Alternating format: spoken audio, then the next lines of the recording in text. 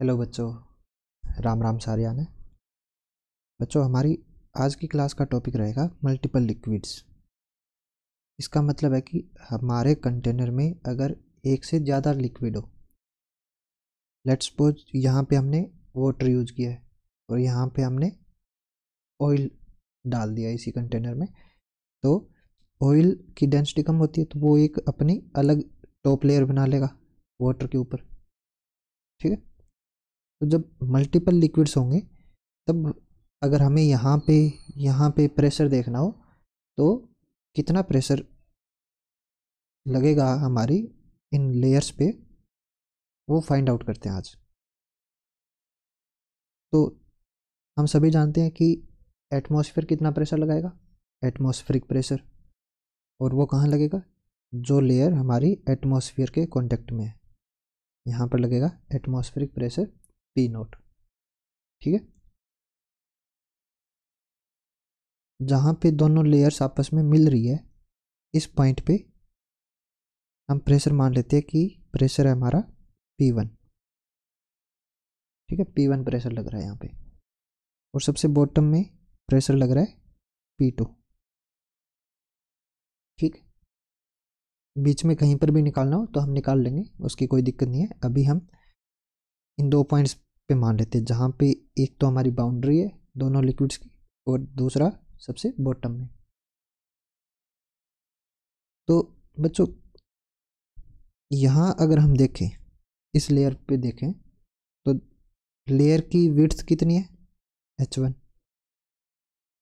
तो इस पॉइंट और इस पॉइंट के बीच में प्रेशर डिफरेंस क्या रहेगा, डेल्टा P होता है बच्चों density of the liquid ρ1 g और गैप बिटवीन द पॉइंट्स। तो गैप कितना है H1, जितनी लिक्विड की विड्थ है, और डेल्टा P हमारा क्या रहेगा बच्चों, P1 माइनस P नोट।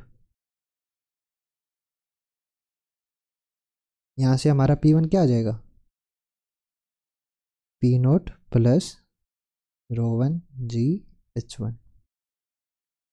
ठीक है, अगर टॉप लेयर पे प्रेशर जो लग रहा है, अगर टॉप लेयर पे प्रेशर P नोट लग रहा है तो यहाँ पे H1 हाइट नीचे प्रेशर क्या रहेगा, P naught plus ρ1 g H1। अब हमें P1 पता है, हमें P2 निकालना है।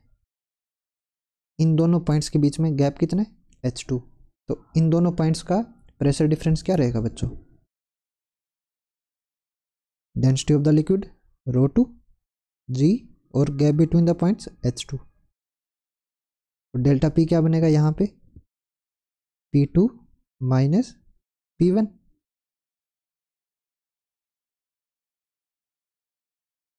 तो यहाँ से P2 आ जाएगा बच्चों P1 प्लस ρ2 g H2, और P1 क्या निकाला था हमने, P naught plus ρ1 g H1। तो P2 बन जाएगा P naught plus ρ1 g H1 plus ρ2 g H2।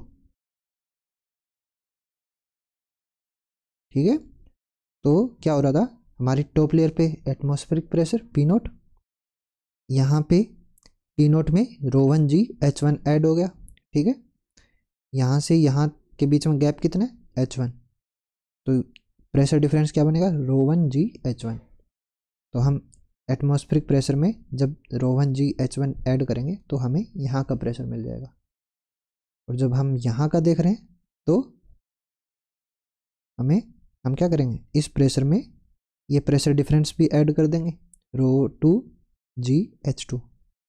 ठीक है, तो P2 क्या बन जाएगा, एटमॉस्फेरिक प्रेशर प्लस पहली लेयर में जो प्रेशर डिफरेंस है वो ρ1 g H1, और सेकंड लेयर में जो प्रेशर डिफरेंस है ρ2 g H2।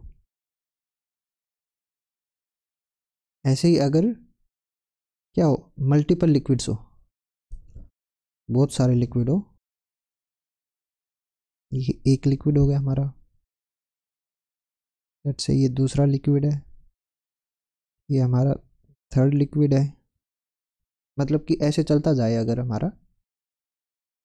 हम यहाँ से शुरू करें इसकी width H1, H2, H3, H4 ऐसे चलता जाए, इसकी विड्थ HN।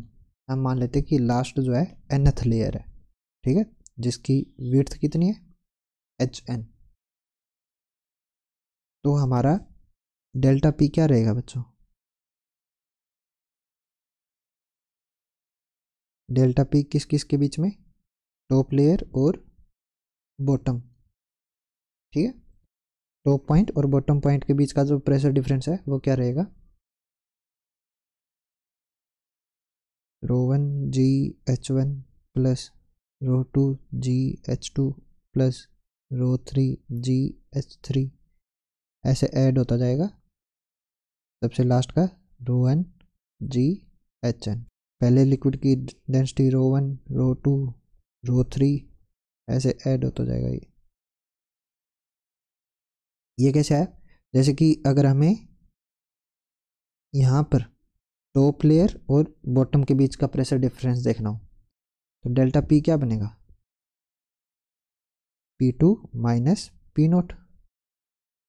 ओके, और ये क्या निकाल सकते हैं हम यहाँ से? P2 माइनस P0 हमारा क्या बनेगा? ρ1 GH1 प्लस ρ2 GH2। ओके, यानी कि पहली लेयर का प्रेशर डिफरेंस प्लस में सेकंड लेयर का प्रेशर डिफरेंस। ऐसे ही अगर मल्टीपल लेयर्स हो तो क्या होगा? सबका प्रेशर डिफरेंस का हम सम कर देंगे, ठीक है। हमारा नेक्स्ट टॉपिक रहेगा बच्चों लिक्विड इन ए यूट्यूब। ये वाली यूट्यूब नहीं जिस पे आप लोग वीडियो देख रहे हो। यूट्यूब का मतलब जिसकी शेप यू जैसी हो, वो वाली ट्यूब। ओके, तो अगर हमारी इस यू शेप वाली ट्यूब में लिक्विड हो, तब अगर हमें प्रेशर डिफरेंस देखना हो या फिर हमें हाइट देखनी हो कि लिक्विड कितनी हाइट गेन कर रहा है, तो वो देखेंगे हम इस टॉपिक में। ओके, अभी हम सिंगल लिक्विड लेके चलेंगे यूट्यूब में। नेक्स्ट टॉपिक रहेगा हमारा, हम यूट्यूब के अंदर भी मल्टीपल लिक्विड्स डालेंगे। यूट्यूब बना लेता हूँ मैं अच्छे से।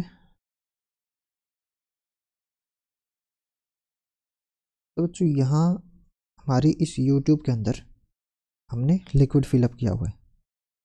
अभी हम मान के चल रहे हैं कि एक साइड हमारा लिक्विड H1 हाइट पे और दूसरी साइड हमारा H2 हाइट पे, अगर हम बेस से हाइट देख रहे हैं तो हमें देखना है कि क्या ये ऐसे ही रहेंगे या फिर इनकी हाइट में कुछ चेंज आएगा। ओके, अगर हमें हाइट देखनी हो कि दोनों साइड्स में, यूट्यूब की दोनों साइड्स में लिक्विड कितनी हाइट गेन करेगा, हमें वो देखना है। अभी के लिए हम मान लेते हैं कि एक साइड H1 है, एक साइड H2 है। बाद में हम H1 और H2 का रेशो देखेंगे, क्या रेशो रहता है। तो कैसे करेंगे ये चीज़? हम दोनों का एक कॉमन पॉइंट ले लेते हैं। यहाँ पे अगर हम माने तो इस पॉइंट पे देख लेते हैं कि इस साइड से कितना प्रेशर लग रहा है और इस साइड से कितना प्रेशर लग रहा है, ठीक है। और ये पॉइंट दोनों के बीच में है, ठीक है, यानी कि इस साइड से भी प्रेशर और इस साइड से भी प्रेशर, दोनों के लिए कॉमन पॉइंट है। और अगर कॉमन पॉइंट है तो इस पे लगने वाला प्रेशर क्या रहेगा? सेम रहना चाहिए, ठीक है। एक ही पॉइंट पे दो अलग अलग टाइप का प्रेशर तो लगेगा नहीं, तो यहाँ पे लगने वाला प्रेशर एक ही रहेगा। तो इसलिए ये वाला प्रेशर और ये वाला प्रेशर क्या होना चाहिए? दोनों इक्वल होने चाहिए। कर देते हैं इक्वल। लिक्विड की डेंसिटी मान लेते हैं हम रो, और इस पॉइंट पे यहाँ से जो प्रेशर लग रहा है उसको बोल देते हैं P1, और यहाँ से जो प्रेशर लग रहा है उसको बोल देते हैं P2। तो क्या होना चाहिए? P1 इक्वल होना चाहिए P2 के, ठीक है। Pressure acting on common point. अब P1 कैसे निकालेंगे बच्चों? यहाँ से हमारा क्या लग रहा होगा, एटमॉस्फेरिक प्रेशर पी नोट, यहाँ पे भी लग रहा होगा पी नोट, ठीक है, क्योंकि यूट्यूब हमारी ओपन है और एयर की प्रेजेंस में अगर ये टॉप लेयर हमारे एनवायरनमेंट के कांटेक्ट में है तो एटमॉस्फेरिक प्रेशर तो लगेगा ही लगेगा।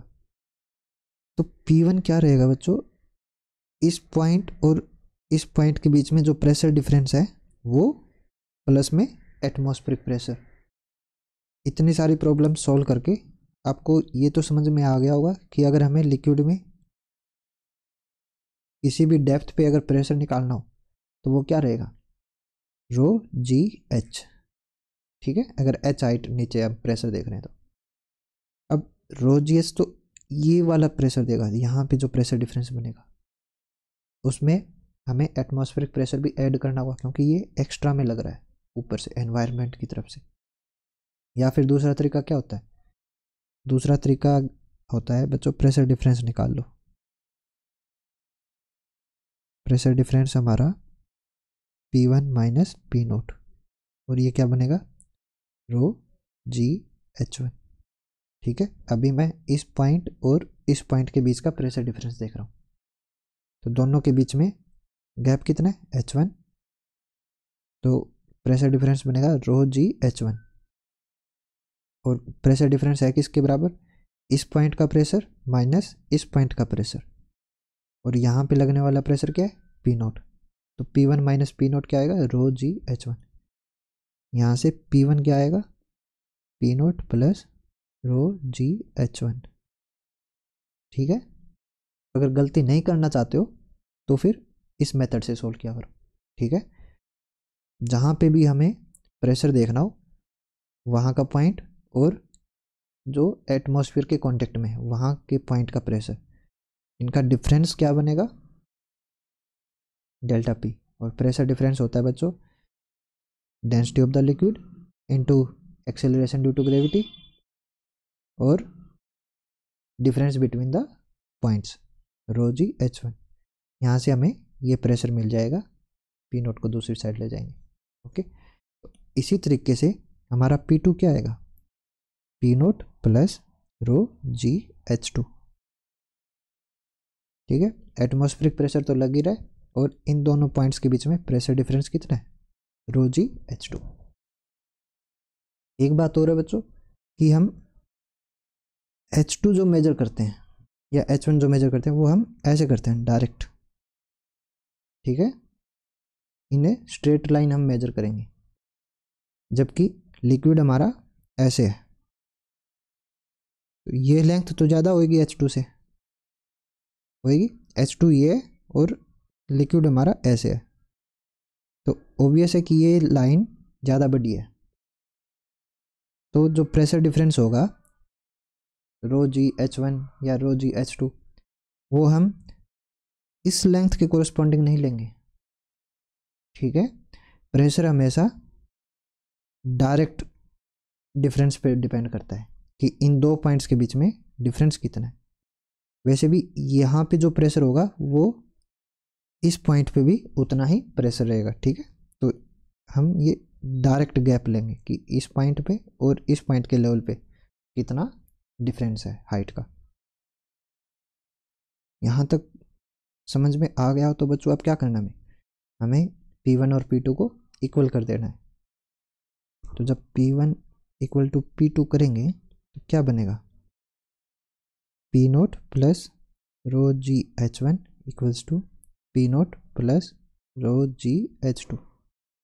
पी नोट से पी नोट कैंसिल कर सकते हैं, क्या आ जाएगा, रो जी H1 equals to row g H2।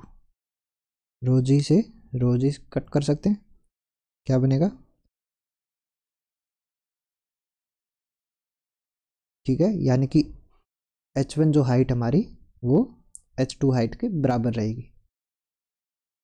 ये दोनों ऐसे ऊपर और नीचे नहीं हो सकते, दोनों हाइट हमारी क्या रहनी चाहिए, सेम रहनी चाहिए। तो हमारी यूट्यूब के अंदर लिक्विड जो होगा वो इन दोनों साइड्स में इक्वल हाइट पे रहेगा, ठीक है, लिक्विड की हाइट सेम रहेगी दोनों साइड्स में।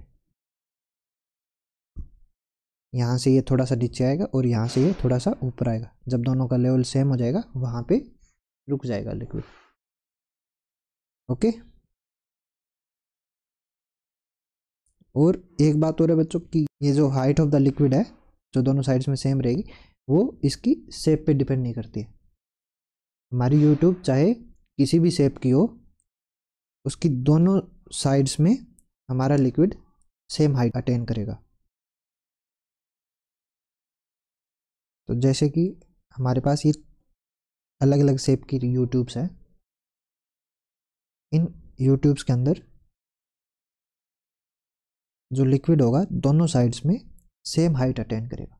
ठीक है, ये जो टोटल हाइट है ये हमारी एच हाइट रहेगी और दोनों साइड्स में इक्वल हाइट तक जाएगा।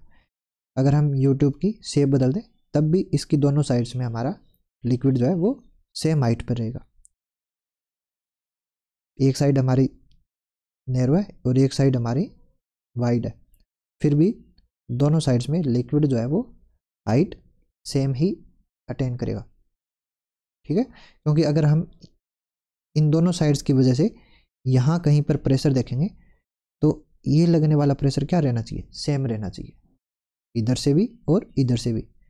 और प्रेशर किस पे डिपेंड करेगा, सिर्फ और सिर्फ इस हाइट पे। ठीक है, कि इस पॉइंट पे और इस पॉइंट पे कितना गैप है, सिर्फ और सिर्फ उस पर डिपेंड करेगा। और अगर यहाँ पे प्रेशर हमारा सेम रहना चाहिए तो क्या होना चाहिए, ये हाइट का डिफरेंस भी क्या रहना चाहिए, सेम रहना चाहिए। ठीक है बच्चों, ये तो था कि हमारी इन यूट्यूब्स के अंदर सेम लिक्विड भरा हुआ है। ठीक है, सिंगल लिक्विड है जिसकी डेंसिटी रो है। अगर हम यूट्यूब के अंदर भी मल्टीपल लिक्विड डाल दें, एक लिक्विड रो 1 डेंसिटी का, एक लिक्विड और डाल दिया रो 2 डेंसिटी का, तब क्या वेरिएशन आएगा हमारी हाइट के अंदर वो देखते हैं। तो हमारा नेक्स्ट टॉपिक रहेगा मल्टीपल लिक्विड्स इन ए यूट्यूब। ठीक है बच्चों, इसमें एक और लिक्विड डाल देते हैं।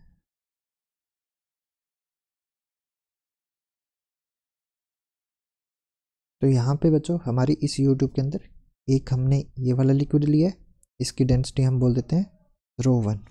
ठीक है, और जो सेकंड लिक्विड हमने फिलअप किया है उसकी डेंसिटी बोल देते हैं रो 2। अब हमें क्या देखना है कि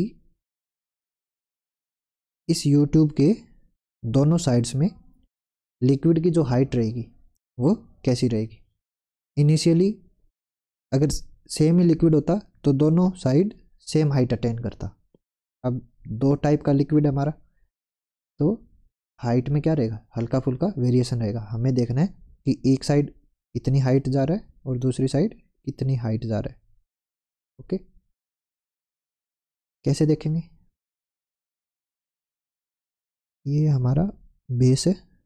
ओके, और इसमें बच्चों हमें कोई कॉमन पॉइंट लेना पड़ेगा जिसके कोरिस्पोंडिंग हम प्रेशर डिफरेंस देख सकें। तो वो कॉमन पॉइंट ले सकते हैं हम यहाँ पे, ये जो दोनों लिक्विड्स की जो बाउंड्री है इस बाउंड्री पे कॉमन पॉइंट ले लेते हैं और इस बाउंड्री के कोरिस्पोंडिंग हम प्रेशर देखेंगे। तो जो प्रेशर हमारा इस पॉइंट पर रहेगा वही सेम हमारा दूसरी साइड भी रहना चाहिए। ठीक है, हमने प्रीवियस क्लास में क्या पढ़ा था, अगर हमारा लिक्विड सेम रहता है, ठीक है, सेम लिक्विड में सेम लेवल पर हमारा प्रेशर डिफरेंस क्या रहेगा, सेम रहेगा। यहाँ से लेके यहाँ तक हमारा लिक्विड क्या है, सेम है, रो 1 डेंसिटी का। तो इस लिक्विड में यहाँ पर जो भी प्रेशर होगा वही सेम प्रेशर इसके लेवल पर यहाँ पर भी होना चाहिए।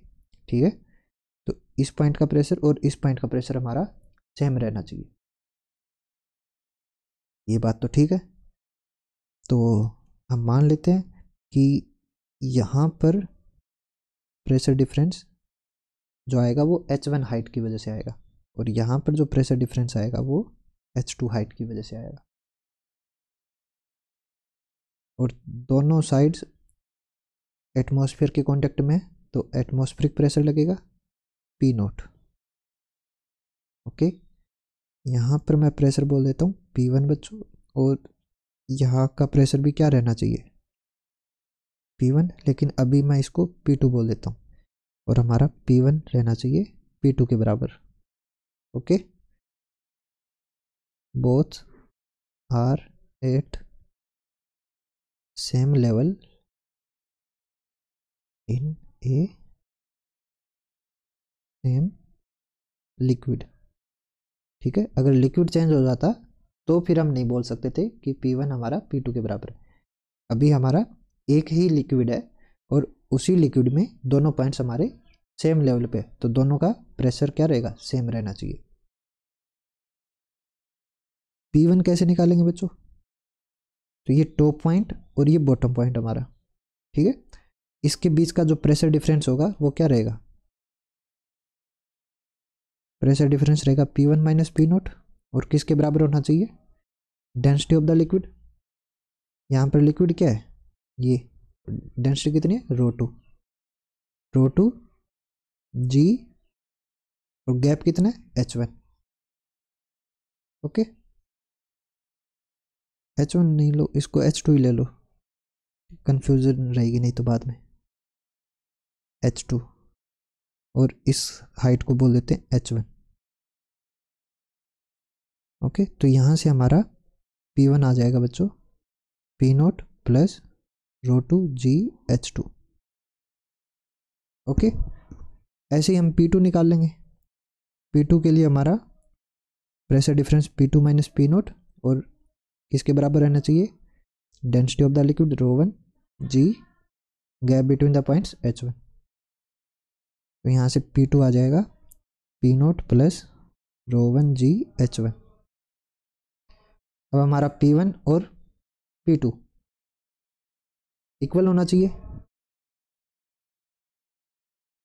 P1 equals to P2, equal put करोगे तो क्या आ जाएगा, P0 plus ρ2 G H2 equals to P0 plus ρ1 G H1।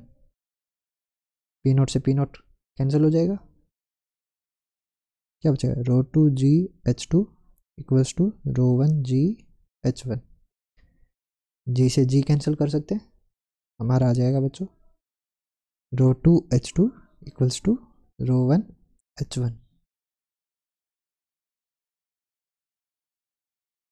इसके कोरस्पॉन्डिंग हमारा हाइट का वेरिएशन रहेगा। ठीक है, तो लिक्विड की डेंसिटी अगर हमें पता हो और किसी एक साइड हमें पता हो कि कितनी हाइट अटेन कर रहा है, तो हम दूसरी साइड देख सकते हैं कि वो कितनी हाइट अटेन करेगा। या फिर हमें हाइट गिवन हो और किसी एक लिक्विड की डेंसिटी गिवन हो, तो हम दूसरे लिक्विड की डेंसिटी फाइंड आउट कर सकते हैं इसकी हेल्प से। और नेक्स्ट क्लास में बच्चों इसके ऊपर हम एक अच्छा सा न्यूमेरिकल भी करेंगे जो आपको बताएगा कि एटमॉस्फेरिक प्रेशर मेजर करने के लिए हमने मरकरी का ही क्यों यूज किया था। याद है आपको एटमॉस्फेरिक प्रेशर वाली क्लास, बैरोमीटर में हम कौन सा लिक्विड लेते हैं, मरकरी, और वो कितनी हाइट तक जाता है, 176 सेंटीमीटर हाइट अटेन करता है। तो हम मरकरी का ही यूज क्यों करते हैं वो आपको नेक्स्ट क्लास में बताएंगे, और उसका रीजन छुपा हुआ है इस फार्मूले के अंदर। वेट कीजिए नेक्स्ट क्लास का, और इस क्लास में आपको कोई भी डाउट हो तो आप हमसे कांटेक्ट कर सकते हो किसी भी चैनल के थ्रू। ठीक है बच्चों, मिलते हैं अगली क्लास में। जय श्री राम।